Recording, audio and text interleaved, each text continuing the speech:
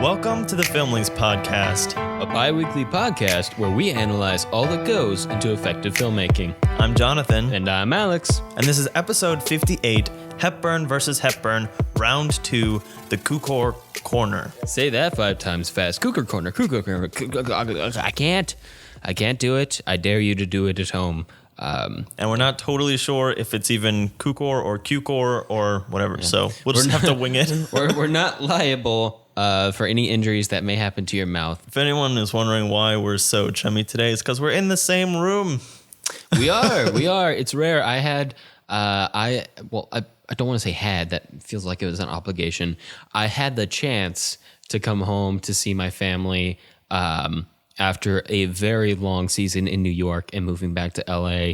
But I'm happy to be back in Texas, and I'm happy to be sitting at the same table as my friend, as we so rarely get to do, and do this podcast. So maybe the jokes will be funnier? I don't know. I hope for your guys' sake they are. Maybe we'll just be more distracted. They certainly are funnier to us. So hopefully you get some of that too. But that's not what we're talking about today. Today is actually the second installment of the Hepburn versus Hepburn series that we've kind of started. That isn't really a comparison between the two women so much as it is like a double character study based off of the fact that both Jonathan and I love a Hepburn, but we love different Hepburns. We just do. Yes. We love them both, but we love them both differently. Yes. I'm Team Catherine, and Jonathan is Team Audrey, and we actually threw it to you guys out in the audience as to who, what films we were going to do from the two of them, and you guys picked, and it just so happens that you picked two films that were directed by the same person. So and we didn't even realize this when we didn't even put know these this up until here. I looked up like where I could watch. I was trying to find where I could watch My Fair Lady. Which, by the way, the answer is nowhere. Had to get a DVD. Oh, really? I didn't realize that. Yeah, no, but I mean, it's no big deal. My DVD collection has grown quite a bit since we started this podcast. That's a good thing. But it just so happens that both are directed by George Cukor. That's why this episode kind of has two titles, Hepburn versus Hepburn, as well as the Cukor Corner. So you're going to get both a director's episode and more Hepburn fanboying from the two of us, me and Jonathan. But before we talk about the films today, we need to talk about the episode that was an accident in the bio of George Cukor, 1899 to 1983. And Jonathan is going to do that, not me. All right. So I'm just going to throw out a book that we've talked about before, which is Conversations with Great Filmmakers from Hollywood's Golden Age at the American Film Institute. One of the books with the longest titles ever. It's big, it's thick, but it's not boring. Yeah, it's got some great conversations with various directors, including one on George Cukor, which is where I got a lot of this introductory information. So basically, George Cukor is one of the directors who, at the beginning of the sound era of Hollywood, was brought in because he was a stage director. And when Hollywood figured out that they can make movies with sound, everyone kind of freaked out because people knew how to tell great stories visually, but no one knew how to speak, basically. They were all really terrible at, delivering lines in a convincing way, which is something that theater had been developing for hundreds and hundreds of years.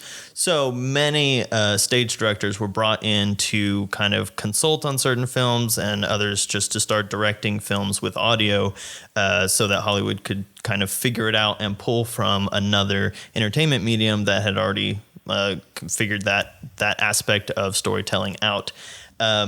Some other highlights from his career: he actually directed Katharine Hepburn's first picture called A Bill of Divorcement, which is not the Katharine Hepburn movie that we'll be talking this week, but it's interesting to tie it into these two biographies of these Hepburns.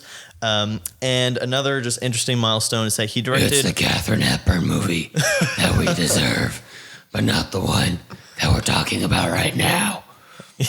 Exactly. Thank you, Bat Alex. He also directed... Oh, hey, I just came back from the coffee room. Who's that guy in black who just left? I have never seen Alex and Bat Alex in the same room together.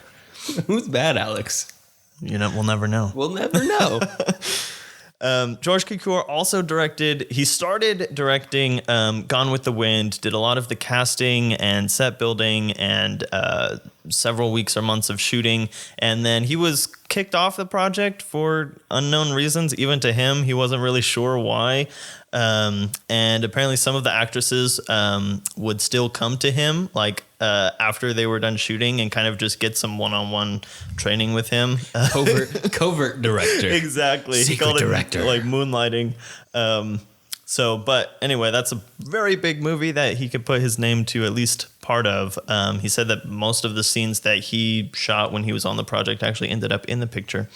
But over the course of his career, he kind of became known as a quote unquote women's director, which is a term that I've never heard associated with anyone else. But It's so golden age Hollywood, though. Yeah, I know. It's so like last century. It's ridiculous. Yeah. A woman's director. Same thing as a director, but 10% more expensive, and it comes in pink. Yeah, so we'll kind of speculate on why that is, and the fact that we're talking about these two movies specifically and these two actresses even more specifically will help hopefully shed some light on that term, and we'll see what's going on there. So, about the movies, Alex, talk us through our first one. Right, so the Katharine Hepburn movie we're going to be talking about is The Philadelphia Story from 1940, one of her most popular movies and definitely one of her best. In terms of Oscars, it won Best Actor for Jimmy Stewart, and it won Best Writing, Best Screenplay, and it was nominated in the categories of Best Picture, Best Leading Actress, Best Supporting Actress, and Best Director, but did not win for any of those. Yeah, I believe Philadelphia Story was based on a stage play as well. So this is several films from the Golden Age. Like most films were pulled from staged performances. And the same is true of My Fair Lady later in Hollywood's career. These movies are almost 25 years apart, and they're both great, both directed by the same man. And that's just like that amount of time in between and just that continuance of really great directing and very different directing is really interesting to me because our second film, My Fair Lady, is a musical that is based on a play called Pygmalion, written by George Bernard Shaw, which is based on a myth by Greek people. by Greek people. Very, very old, very dead yeah. Greek people. It shows up in Ovid's Metamorphosis, but is probably pulls on a lot of much older mythology than that. So, but My Fair Lady, the film, kind of swept the Oscars. It won Best Picture, Best Leading Actor, Best Director, Best Cinematography, Color, Best Costume Design, Color, Best Sound, Best Set Direction, Color, and Best Music. And this film was also nominated for Best Supporting Actor, Best Supporting Actress, Best Adapted Screenplay, and Best Editing. Maybe it would have been shorter just to write a list of what awards this film was not nominated for. Yeah, it was a big winner at the Oscars. It's definitely, one of the reasons that we include these Oscar wins and nominations, other than it's a good way to introduce the film, is that it's a good way to remind both us and you guys, the audience, the response to the film in the time that it came out. And so whenever you dig up a film that has like 8 Oscar wins, like this one does, it makes you go, oh, that wasn't just a Technicolor musical. That was like a big deal. Yeah. And, this is one of those cases where you're like, wow, this is a big deal because there is certainly parts of it that don't conform to our 21st century social ideas, but it is still a very good film and very much worth talking about.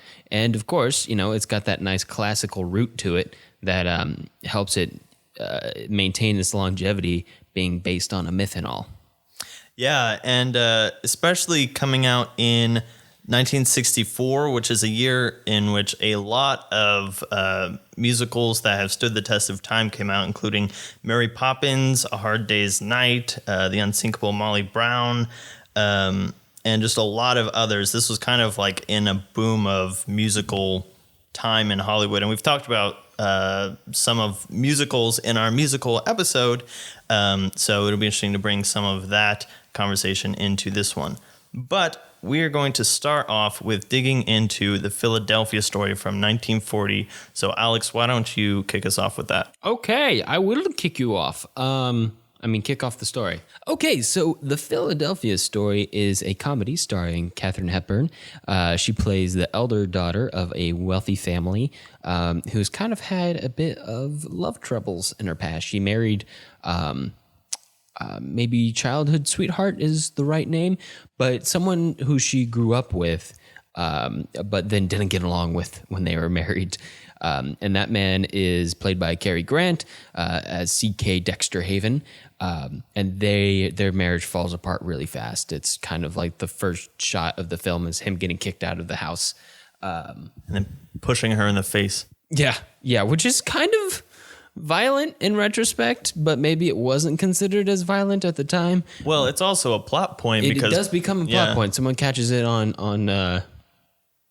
I was going to say video, but this is 1940. Somebody catches it on their flashbulb camera, and then it kind of spreads out and becomes a story that he abused her and so on. It's a big deal, and love troubles seem to run in the family. Her father and mother are separated, it seems. I don't think they're publicly divorced because her father is like a politician, so you can't actually do that as a politician in the mid-century.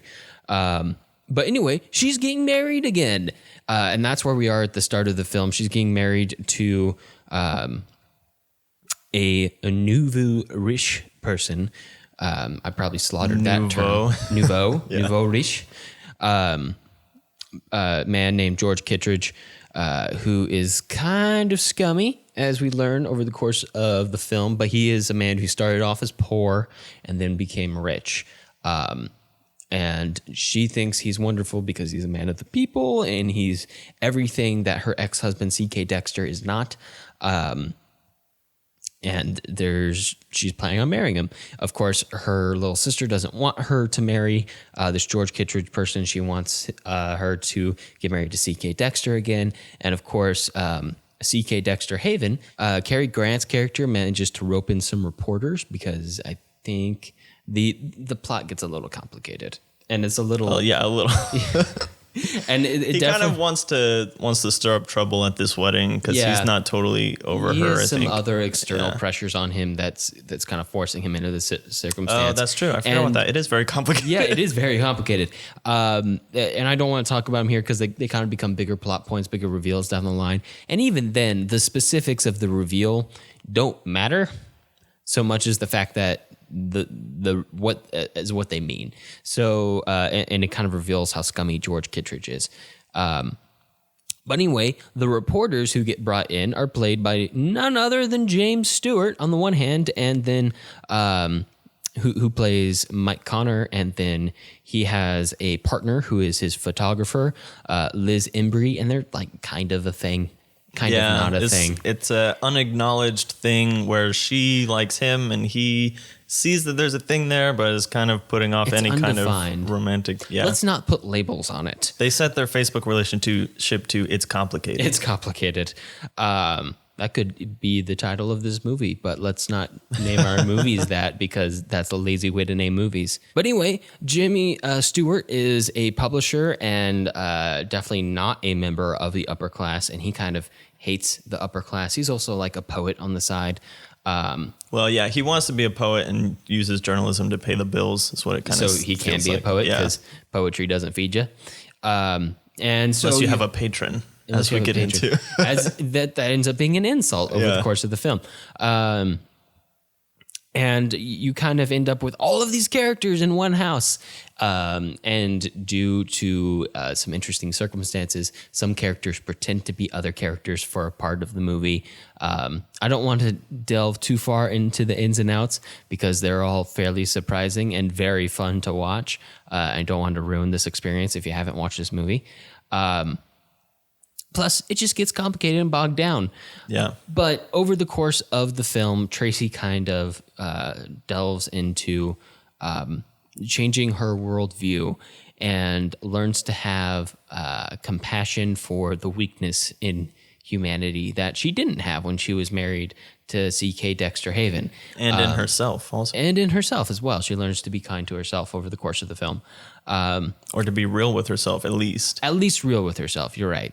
And towards I mean, it actually has a really nice ending. Yeah. It has a very complicated, very screwball ending. A lot of this film kind of dives into that realm of screwball, but then it kind of transcends that towards the end when all of these character dynamics and personalities that we've been building up and exposing and mixing together kind of all become cleared up in a way that none of them really expect, but kind of is the right way for it to go. it feels right at the end, which is something you want from the ending of a movie. Yeah. You want to, if you can both be surprised at what happens at the end of the movie and feel like, oh, this Satisfied. is definitely the way it should end. Yeah. Satisfied is a good word, yes. Then you have hit the nail on the head for an ending. Although it's something that's very hard to do. And the fact that they did it in this movie, both plot-wise and in terms of the character development over the course of the film, is really impressive and part of what makes it kind of a lasting classic.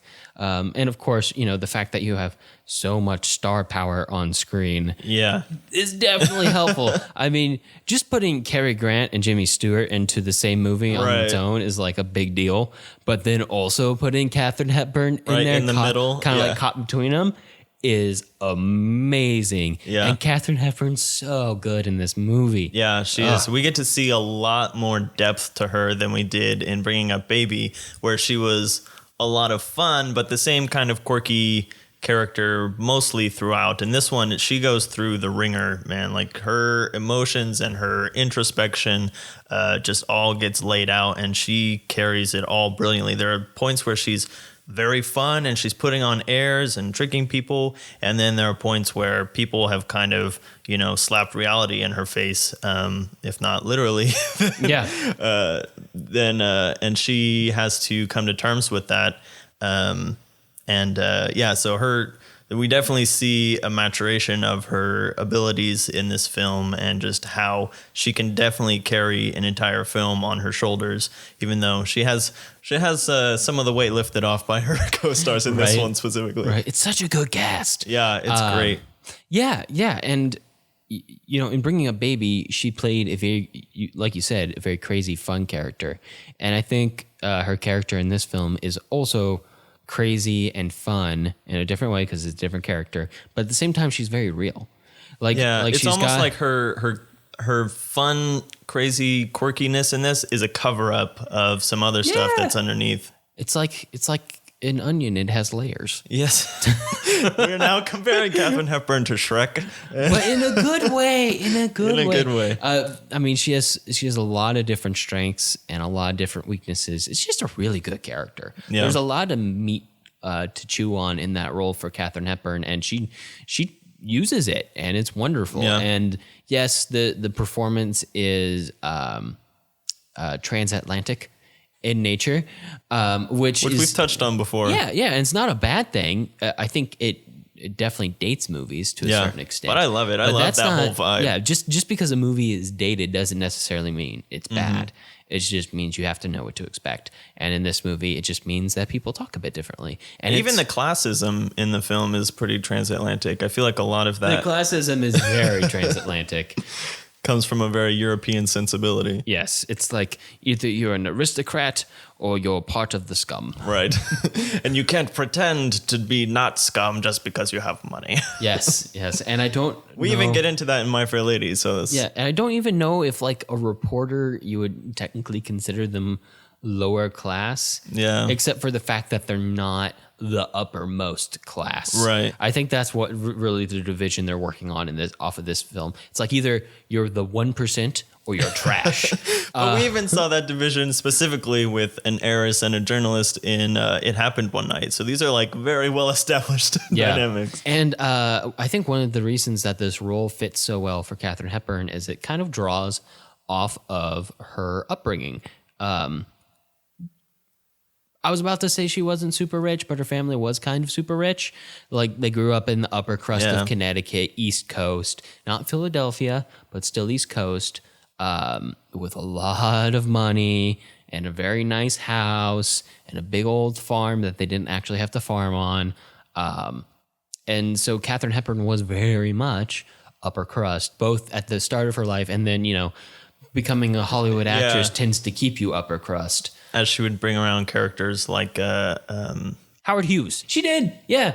She would bring Catherine characters Hepburn like dated, Howard Hughes. Howard Hughes around to her house, and we saw that just in the movie The Aviator, which at least has some. I always, whenever I think of Catherine Hepburn's family, like her personal life, I always think of the scenes from The Aviator. Yeah, exactly. Like, and you can just tell in that movie, like, how upper crust white bread they are. Like, but still, completely. They seem like fun people. I mean, I didn't. And again, we get into this in the Philadelphia story, that the upper class view of the world is shaded and colored by them being upper class, but it doesn't necessarily mean that they're bad people. What was it that Jimmy Stewart says in the film? Oh, shoot. You can't blame rich people. They're just born that way. Yeah, that was like a recurring line. Oh, man, I totally forgot what it is specifically. Yeah. So, yeah, like we said, this film has a lot of depth to it, but it still falls in that vein that we've seen a lot, like with It Happened One Night, which is screwball comedy. And then you put these great actors, we've talked a lot about Jimmy Stewart and Cary Grant before, and this falls in both of their more lighter range of characters, because we've seen them do some very dark characters and some very fun characters. And so you kind of put that all together and you have a lot of fun. And then you also get that range where we can, bring out a lot of complicated elements that goes into love and marriage and just relationships, platonic and romantic, and, choosing love for practical reasons versus for romantic reasons, and all this kind of stuff. And it all comes together in this film, and the directing and the acting just all come together really well to make this just a really fun and touching and memorable film. I'll just never get over how perfect this role is. Yeah, for Katharine Hepburn. It was a very good pick, and it shows her off so well. It won in a landslide too in the poll, and I think there's a reason for that. Yeah, because if you've seen it, then you probably love this movie. Yeah. And if you know anything about Katharine Hepburn, she was in the Philadelphia Story. So good job picking, y'all. good work. One more thing we should probably throw out relating to this movie is that this movie was remade about 10 or 15 years after this as a musical called High Society, starring Grace Kelly as Katharine Hepburn's role, and also Frank Sinatra and Bing Crosby, and Louis Armstrong is in there too. And obviously it's a musical, because how can you have Frank Sinatra and Bing Crosby in a movie that's not a musical? Yeah, that's just musical. That's a musical formula. That's so what you're doing with this film has a life of its own after that, which I think High Society is well liked, but the Philadelphia Story is still kind of the pinnacle, definitive version of this story. Yeah. Jonathan, this morning for breakfast, I made myself some waffles, and then 10 to 15 minutes later, I remade it as waffles, but with peanut butter and jelly in between. I Hollywooded it. I also want to take a moment to kind of talk about how casting and roles worked in Golden Hollywood versus how they worked. Yeah, because we're talking about studio system, deep studio system. Deep studio system. Right. So by the time Audrey Hepburn comes around in the 60s, method acting had kind of made its mark on Hollywood in the movie industry, and roles started to change. It started to become, this thing where an actor kind of wanted to disappear into a role or embody as a role as best as they could. But back in the studio system, you don't see that ever, if at all. You tend to see actors cast in a role to more or less play themselves, but with a slightly different twist on them. If you think of all the movies that Jimmy Stewart was in, he's always Jimmy Stewart. He doesn't talk differently in any of his roles. He pretty much talks the same with his pauses. And Cary Grant, too, who's also in this film, talks very much the same way in all of his movies, whether he's playing a very nice guy, although he typically plays a guy with shades of gray. And there's a reason for that. You always cast Cary Grant as a guy with shades of gray, or in just a straight up comedy role, like Arsenic and Old Lace, Right. or Bringing Up Baby. But this is a perfect example of that golden age casting where Katharine Hepburn. Again, I'm not going to stop talking about how perfect the casting is. So there's actually an interesting story about how this film came about. Dun, dun, dun. Because this is at the point, I believe we talked about in the last Hepburn versus Hepburn episode, that there was a period of time where Katharine Hepburn was considered box office poison. 1939, the article came out labeling about 7 to 8 stars in Hollywood as box office poison. Total bullshit. That article was total bullshit. It wasn't really based on any numbers. There was no corroborating evidence. It was all based on politics. Box office numbers, but it was very much politics. And Katharine Hepburn was one of the people on the list. Yeah, so this was the film that kind of brought her back from that, brought her back into the limelight. And what happened is she actually owned the rights to this play. And freaking brilliant. And insisted on doing it herself with 2 other big name stars. Oh, there you go, Catherine. She wanted... Make those money moves. She had wanted Clark Gable and Spencer Tracy, but through various things, they ended up with Cary Grant and Jimmy Stewart, which ended up being perfect, obviously. So this is a really interesting situation, especially in this environment where the studios kind of have all the power and have... in a lot of cases, the power to keep an actor down or bring them up just by their own will, basically. But Katharine Hepburn had this property that she knew would do really well, and she knew that she could play for all the reasons that Alex has been expostulating. And I'll keep saying them. I'll keep saying them. You can pull me down from this tree, but I'll keep saying them. And so she knew she had that card to play, and she played it and put her back on top. And George Cukor was the director who helped get all of that done. And as I've been saying, everything came together really well. Yeah. Do you think he was chosen because he was, quote, a woman's director? And that's the thing that we'll get into, because this film is very it has a lot of emotions going into it. It has a lot of character dynamics, and there's a very similar feel to the way that the romance and the clash of romance versus intellect and that kind of thing happen in My Fair Lady. And I think that that's kind of what people are talking about. They're talking about George Cukor as a director who can really get to the heart of things, and he can help actors bring out this complicated emotional relationship with each other, as opposed to directors who like Hitchcock are really good at just laying it out and just making it happen. Yeah. And this is a thing we'll see when we get into the plot of My Fair Lady, but the female characters in George Cukor's films tend to be pretty well-rounded. Yeah. Which very much complicated. more well-rounded and strong characters, not strong in the sense that they're like mighty, but strong in the sense that they're, they've got strengths, they've got weaknesses, they're fleshed out. They're not 2D cardboard cutouts of characters. They're full fleshed out characters, like Katharine Hepburn is in the Philadelphia Story. They're not just silly women.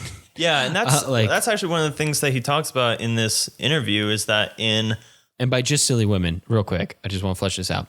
A lot of times when you go back to old films, characters are female characters especially are treated as, oh, that's just a woman character. That's just how they act, which is wrong and is a sign of both,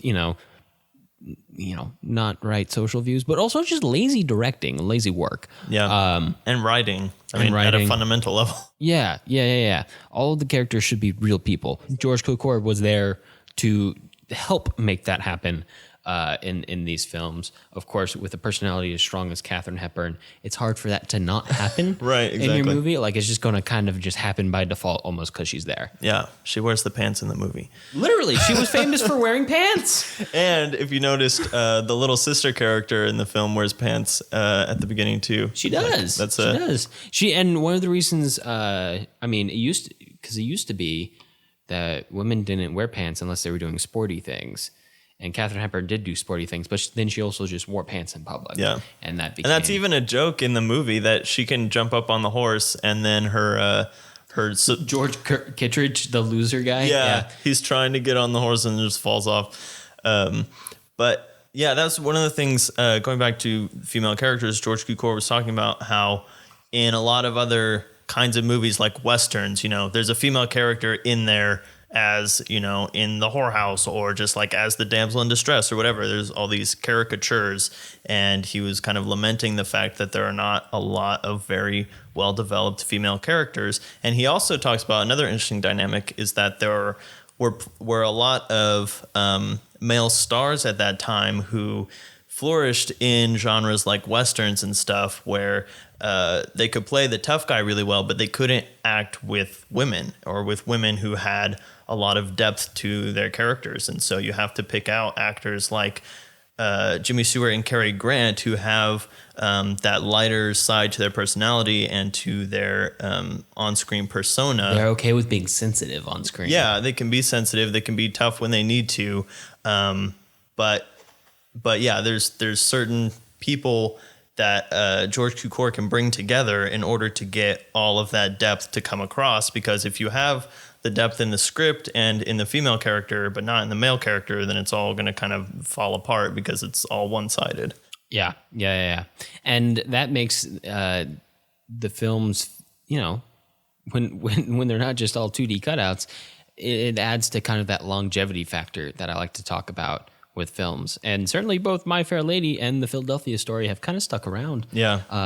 If not in the person on the street's imagination, then definitely in the art or movie lovers' imagination. Yeah, exactly. So moving on to My Fair Lady in 1964, which is practically a lifetime in Hollywood terms. So much had changed at that point from 1940. But we come to this show, which is based on a play, based on a myth, which I'm sure we'll get to. But the premise is that we start off at this street corner where a bunch of people are trying to get a taxi in the rain. And this girl is trying to sell flowers to all the people, and she has a very Cockney accent. And another guy... She also likes to scream a lot. Yeah, she's... The screaming drives me nuts, by the way. Yeah, well, that's... But it's an important part of the... Totally the point. It's totally the point. Because also, I did it like 2 octaves too low. But yeah, that was very low. There's a man there who is writing down everything that she's saying, and there's a big hubbub about that. And it turns out that he is a linguist named Henry Higgins, and he meets up with this other guy named Mr. Pickering, who they were both coming to meet each other, and they found each other through this. But he talks about how terrible her accent is and how terrible all the English are for not teaching their people how to speak correctly, because you can imagine all the varying accents of English, and then you throw in Scottish and Irish, and they have a nice jab at America in the first song as well. But eventually, Eliza, who's Fight the girl... me, England. Right? They did, and they lost. And then they burned down our capital. Well. So it's been a bit tit for tat. So it ends up that the flower girl named Eliza goes to Professor Higgins and says that she wants speech lessons. He had been boasting that he could turn her into a princess, or he could bring her out into society and pass her off as anything if he could just train her. So he ends up taking this on. Pickering actually bets him on it, and says that he'll provide everything needed for Henry Higgins to train Eliza. And then at the end of however long, a year or so, they are going to 6 months. Okay. At the end of 6 months or so, they're going to take her to the embassy and pass her off in front of the highest of the high class. And so that is what ends up happening. And through this, Eliza has to learn not only how to speak properly, but also how to act properly. But that's all kind of put on this put in relief with the relationship dynamics between Eliza and Henry Higgins, who just has a complete contempt for women and really everybody, and Pickering, who's always very kind and genial, and then Professor Higgins's mom is thrown into the mix, and there's another family that they meet in some social outings where a man named Freddie falls in love with Eliza, and it's a very interesting character study with a somewhat vague ending, which George Bernard Shaw actually kind of ties up a lot of loose ends at the end of his play Pygmalion. And just to give a little bit of very historical background, the myth of Pygmalion revolves around a sculptor who had, like Henry Higgins, a complete contempt for women, but ended up sculpting a woman that he thought was the most beautiful thing in the world, and the goddess Aphrodite ended up bringing it to life for him, and he fell in love with it.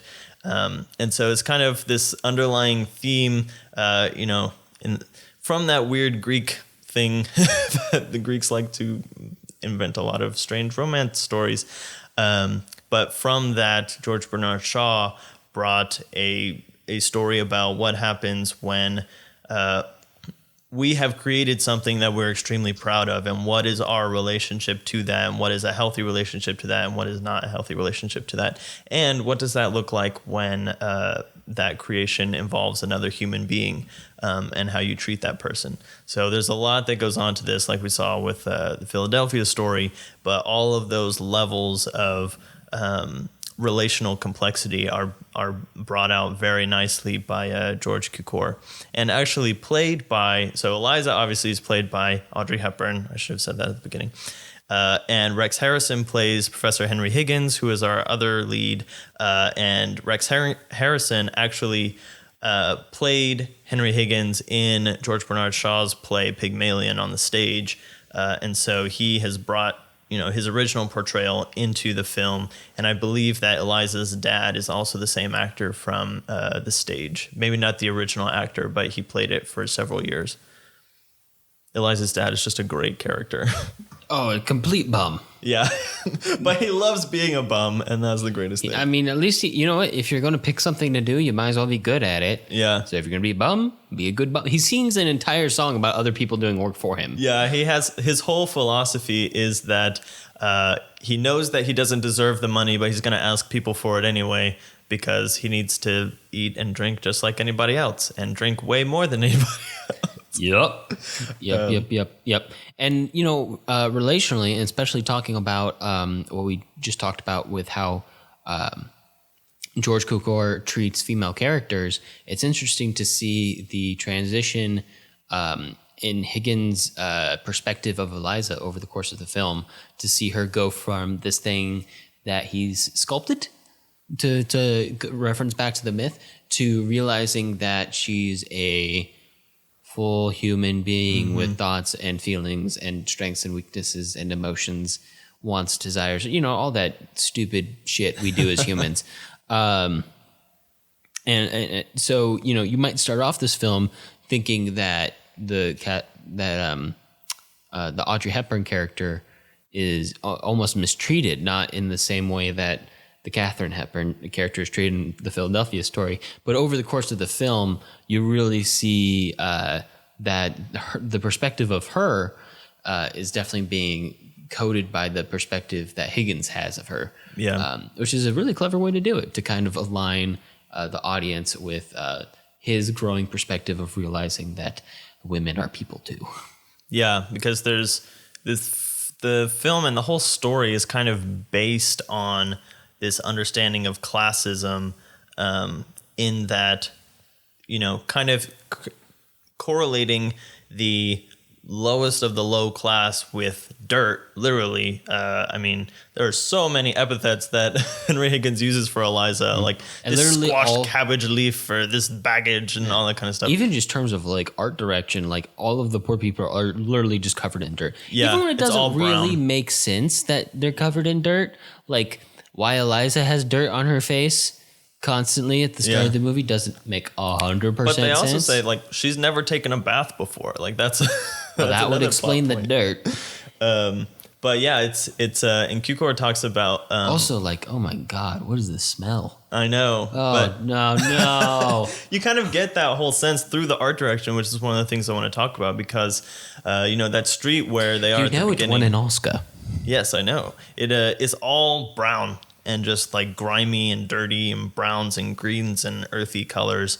And then when we move into Henry Higgins's house, it's got a lot more color. There's reds and greens and patterns. So many patterns in his house. And then we move to like the race when it's all black and white and in the costumes and stuff. And the costume design is just so fantabulous. And like people will reference this movie if they see a hat that's just way too gaudy because there are so many gaudy hats they in this use movie. so many gaudy hat gags in the race scene. Yeah. There's like a woman with a hat that's so big she can't see on one side. And so like her husband's trying to look at her in the face and he's like walking around her in a circle. There's two women that are wearing the exact same thing and they just keep giving each other dirty looks. And and it looks like they're constantly, looks like two ships giving each other dirty looks. yeah, exactly. Oh man. Also, I just love the race scene in particular. Yeah. It's so well done. And they all, even the way that all of the rich people freeze and don't do anything but look when the race is going on, and then we get that nice contrast at the end, which is totally unexpected. Well, you yeah, don't but see you it have coming to- at all. you have where to- Eliza, where the race happens, the running of the horses happens, and Eliza just screams out suddenly in this Cockney accent, "Get your move on! The horse's name." She says, "Come on, Dover, move your bloomin' ass." And just everyone gasps and some lady faints and everything. But you put that in contrast with the opening of the scene, which is this song about, literally, if you listen to all the words, they're saying things like, I have never been so keyed up. My face is flushy, my heart is racing. And they're all just like the most deadpan. So poised. They're basically mannequins. They're so deadpan, talking about how excited they are, but they just have no emotions. And then Eliza comes in and actually shows those emotions and that excitement, and they just can't handle it. It's like that one scene is like the greatest 5-minute satire on upper class. Yeah, no, the contrast is really wonderful just in terms of characters, but you're right. It's the whole movie kind of almost pokes fun at the upper class. I mean, it doesn't almost, it does, for hiding their emotions and expressions behind this veneer of English language. And even, what's always irked me ever since I read such and such an article in school about the upper class English reforms of like the early 19th century, where all of the upper class English kind of like set and kind of changed how they speak, which is how you get the super proper way that Professor Higgins speaks in the film. So, and you'll hear stuff, I don't know how true it is, but you hear stuff about how Americans actually speak closer to how Shakespeare's plays would have been pronounced rather than the upper crust English. Right.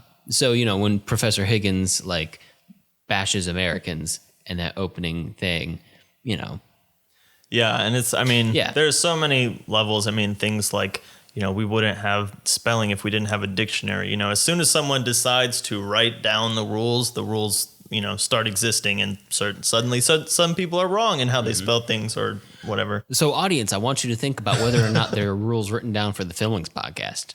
Really consider it. So many arbitrary rules. Yeah, and it's actually, kind of going off from that idea of language and the separation of emotion in the upper class. It's interesting that Henry Higgins actually shows a lot of emotion. It's just usually very crass, and it's actually something that in George Bernard Shaw's Pygmalion is kind of brought out a little bit more, is this idea that Henry Higgins is a very crass and unkempt person. And his housekeeper literally scolds him for it as soon as he takes in Eliza, and is like, you need to stop cussing, you need to clean up after you eat, you need to not be all sloppy and stuff like that, which is so interesting because that's kind of his whole point of pride, is how much better he is than her. But he has all of these habits that are not better than her at all. I love how he keeps talking. He talks himself up through the entire film. Yeah. And he's like, I never rude after he's been rude. Yeah. Like, and then, right after. the most pointed example of that is his song about why women can't be like men. And he ends it with, why can't a woman be like me? Because that's really what he wants. He wants all people to be like him. be like him. Or at least his idolized version of himself, which he doesn't actually live up to. Right, exactly. Which is kind of parallels with Katharine Hepburn's character from the Philadelphia Story, and that's something that I want to talk about when we get into overall notes. But just staying in this film and talking about Audrey Hepburn, our Hepburn for this film, it's really interesting. This film also shows off a really nice range that Audrey Hepburn is able to bring, because this character has a very extreme arc. You know, characters should always have an arc, and especially when we're talking about very developed female characters. But in this film, you know, you've got Eliza going from literally going between two different archetypes or stereotypes of characters, and then having those two characters battle within herself, because after she has been turned into this very proper and upper class woman, and they go to this ball that was her test, and she passes essentially. She doesn't know what to do with herself anymore. She's been kind of carried along by this thing, but now she's a different person, and she has no connections in this new world that she's in, and she can't go back to the world that she came from, which is always what Henry Higgins is saying. You just go back where you were. It's fine. It'll be fine. And it's like, no, she can't. She's had so many different experiences, and she has changed so many things within herself that, you know, you can't go back to that place and be the same person. And so there's just a lot of dynamics going on. And of course, we related Katharine Hepburn's role this week to her upbringing, and we should talk about Audrey Hepburn's upbringing in relation to her upbringing in My Fair Lady. Yeah, which we touched on a little bit in the last episode. And during when she was very young, like she was born in 1929, so for the duration of like the 30s, the first 8-9 years of the 30s, 8-9 years of her life almost. Mm-hmm. You know, she was being raised in like literally an aristocratic setting as the daughter of an English diplomat in Brussels, Belgium. But then World War II happened and kind of ruined her childhood. Yeah. Which it did to a lot of people. A lot of people who were children. Yes. That's how childhoods get ruined, Jonathan. Yes. So her mother, because her father had left the family at this time, her mother moved her to the Netherlands, and where they thought they'd be safe, they weren't safe. And she kind of had to live through the German occupations from like the age of 10 to like the age of 15. But beforehand, she'd been a trained ballerina. She didn't have to like learn how to speak English, right? Because she knew that growing up, and probably fairly properly too, considering she was born of an English diplomat. But she knew what it was to be hungry and to be in need, because and in fear for her life and her existence. Last time we talked about how just like even her malnourishment kind of affected her development growing up, and so like this, she faced a lot of the same struggles that Eliza Doolittle does in the beginning of the movie. You know, that's actually kind of a big part of Hollywood history, especially when you're talking about the ideal female archetype that was in vogue at a certain time. Which, if you're interested in hearing more about that, go listen to You Must Remember This, which we've plugged a billion times, and let's plug it one more time. But, you know, Audrey Hepburn's upbringing, one, as a ballerina, which if you learn a lot of people who undergo ballet training from a young age tend to have thinner but very lean, strong builds, and then also malnourishment, surviving 5 or 6 years of occupation by the Germans, kind of led to her having a very different body shape than most leading ladies in Hollywood at the time. But she managed, with a very good costume designer, she managed to which become, we talked about last time. Yeah. And which is a very big part of this movie too, like we've been talking about. In fact, that entire story gets kind of paralleled in the story for Funny Face, the other musical that Audrey Hepburn did, which I didn't even realize she did too. But yeah, so she does know what it's like to be low. in society and And have to then go through hard stuff. becoming an American leading lady actress surrounded by, essentially American high class, which is Hollywood celebrities. Especially Hollywood celebrity high class. Right. Yeah. So, I mean, this kind of, there's a parallel there too with Audrey's life and this character. So it's really interesting how these two films reflect on the actresses that portrayed them, and how I assume the background of these two actresses was able to, help them portray these characters so well and so in depth and compellingly. So now we're kind of bringing these two films into contrast with each other. I think that the character dynamics and the themes that these two films deal with are really interesting to look at together, because you have the Philadelphia story, which is deals a lot with a woman who has a much too high opinion of herself and can't see the humanity in herself. She never can admit that she's been drunk or has had any kind of faults in her life. And then you have My Fair Lady, which is about a man who has way too high of an opinion of himself, and a woman who is trying to have a better opinion of herself because she literally has the lowest opinion of herself and wants to become something better. And the way that the woman, either who has too high of an opinion of herself or who needs to have a higher opinion of herself, interact with the male characters, and the way that the male characters view them. For example, you have in My Fair Lady, Freddie, who puts Audrey Hepburn on this pedestal, similar to the way that Katharine Hepburn puts herself on a pedestal and wants people to put her on a pedestal, contrasted with Henry Higgins, who never sees her as anything. He never acknowledges her, which is the primary conflict in the film.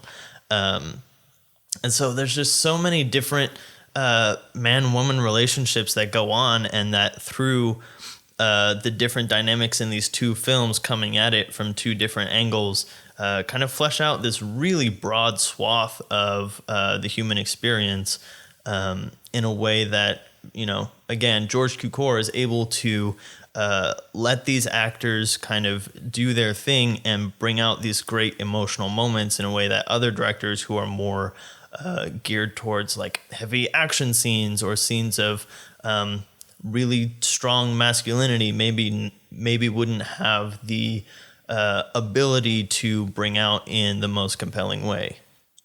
Right. And I think we can both agree that the term women's director is dated and unnecessary. You should be able to just say director and have it mean the same thing. Like all directors should be able director or something. all directors should be able to produce well-rounded performances from their actors, regardless and emotional connections gender. Between characters. Yeah. If you can't do that, what are you directing? Yeah, but certainly in the context of the time compared to your typical treatment of female characters, you could definitely consider George Cukor a women's director in Golden Age Hollywood. Because he clearly had a very good relationship with his leading ladies. And we've talked about directors who do not have good relationships with their female actors. Yep.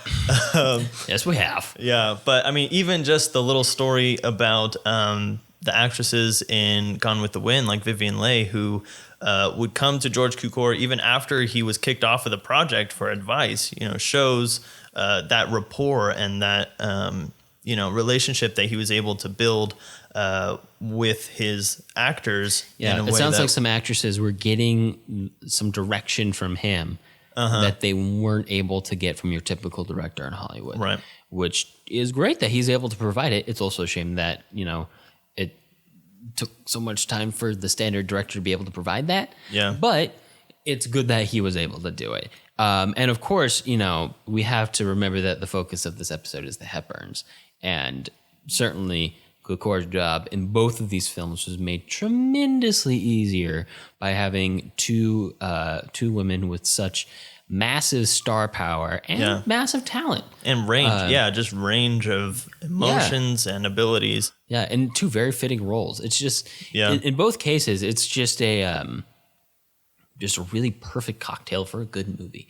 And it proved effective. Right. Hey, it turns out if you put Katharine Hepburn, Cary Grant, and Jimmy Stewart in a movie, it's good. Yeah. Man, and if you only put Audrey Hepburn in a musical with the guy who played the main character who had in already the play. played the role like a billion times on stage. Yeah. You know, Turns then out they you're do gonna pretty get good. you're gonna get a good mix. Plus a director who actually cares enough to give the female actors on set direction. Right. Right? Like And attention. That's a good combo. Go with the good combos, people. Yeah. You know, setting up the film is honestly half the battle. I mean, it's one of the reasons why Alfred Hitchcock was kind of a dick on set. Is because the fun part for him was setting up the movie. Yeah, and it was already over by the time he got there. He got on set. It was just finishing it. And that's not to say that not a lot of work happens on set, but half the battle happens before you get there. Yeah. And the setup on both of these movies, not the nitty gritty of the process, but the broad strokes of who was involved, seems to play a big role in how effective and well made and just plain good both of these films are. Yeah. All right. So with all that being said, we are taking a look at another director next week. And we have a guest. We haven't had a guest in a while, and we have a returning guest. We are bringing Aaron Johnson back to the podcast. And we are not talking about comic books this time, but we are talking about comics in the sense of comedic. Jonathan made a joke, you guys. I made a joke. On the fly. I can do it sometimes. It was a joke about people who joke. It's kind of a meta joke. Oh, snap. We're at so many levels.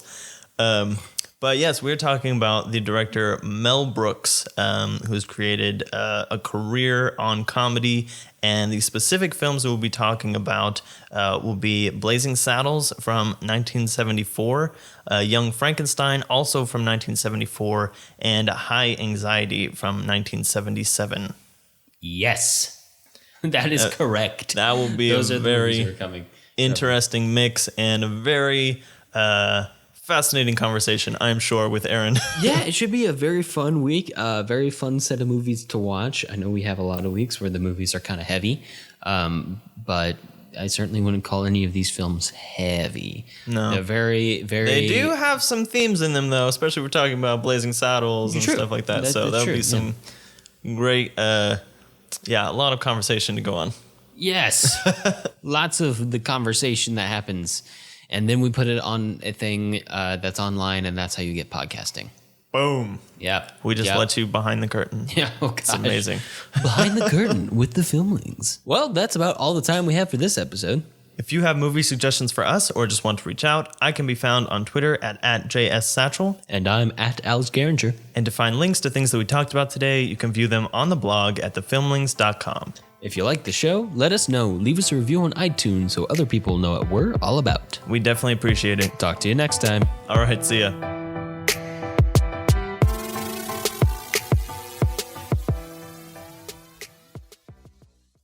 Pause for Twitter.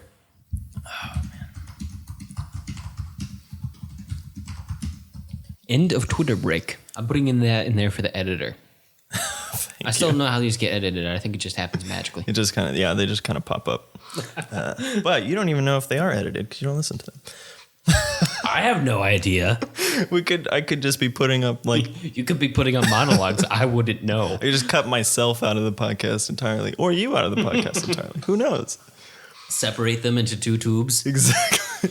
Like it's some weird food product from the 90s. Yeah. I actually released these as like a cipher. I put part of your podcast from one week and another part of my podcast from another week together. Hashtag edit your own podcast.